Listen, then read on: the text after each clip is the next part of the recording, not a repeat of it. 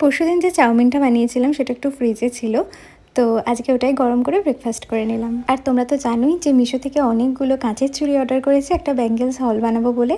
তো আজকে ভাবছি ভিডিওটা করে নেব, কারণ আজকে সকালেই লাস্ট পার্সেলটা ডেলিভারি হয়েছে। লাস্ট পার্সেলটা আসতে এত ডিলে হলো যে ফার্স্ট পার্সেলটা রিটার্ন ডেট তো মনে হয় চলেও গেছে। এখন যদি দেখি আমি চুড়িগুলো ভাঙা এসেছে তাও আমার কিছু করার নেই। আমার মেকআপটা করা হয়ে গেছে, এদিকে একটা পডকাস্ট চালিয়ে দিয়ে আমি এখন চুলটাকে একটুখানি স্ট্রেট করে নেব। আমি এখন রিসেন্টলি এই স্ট্রেটনারটা ইউজ করছি, তোমরা সবাই জানো। আর স্ট্রেটনারটা না ভীষণ ভালোভাবে স্ট্রেট করে। ভিডিওর উপরে আমি লিঙ্ক অ্যাড করে দেবো, তোমরা চাইলে একবার দেখে নিতে পারো। আর কাঁচের চুড়ির ভিডিওটা না দেখে থাকলে ওটাও একবার দেখে নিও।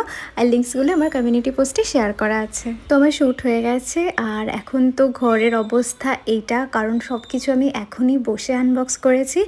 তো আমার ঘরটা এতটাই ছোট, এখানে কোনো কিছু করতে ভীষণ প্রবলেম হয়। আর এটা হচ্ছে আমার সেই লাস্ট চুড়িটা যেটা আজকে এসেছে, আর সেটাই ভুল এসেছে। আমি অর্ডার করেছিলাম একটা গ্রিন কালার, আর চলে এসেছে মাল্টি কালার। ইয়াররিংসটার লিঙ্কও তোমরা অনেকে চেয়েছিলে, সেটাও অ্যাড করে দিচ্ছি ভিডিওর উপরে। এই ঘরে আমাকে কাজ করতে যে কত সাবধানতা অবলম্বন করতে হয়, একটু এদিক ওদিক হলেই কিছু একটা পড়ে তো ভাঙবেই। আমি অনেক সাবধানে করি। জানি না আমার এই প্রবলেমটা কবে সলভ হবে, বাট যতদিন না হয় অ্যাটলিস্ট আমার ঘরটা অ্যাস্থেটিক আছে, সেই দিক থেকে কোনো প্রবলেম হয় না।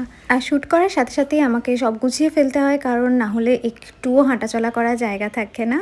তো এবার আমি মেকআপটা রিমুভ করে নিলাম। আর আজকে যেহেতু বৃষ্টি হচ্ছিল, তো খুব সুন্দর একটা লাঞ্চ, খিচুড়ি, তার সাথে ঘি, আর আছে পেঁয়াজি অ্যান্ড ইলিশ মাছ ভাজা। আর গতকাল যে বিরিয়ানি আনা হয়েছিল সেটার একটুখানি ভাত ছিল, তো রাতে মা ডিনারের জন্য এর সাথে একটুখানি ডিম ফ্রাই করে দিয়েছে, আর দুটো পেঁয়াজি আর একটু চিংড়ি মাছের ঝোল আছে।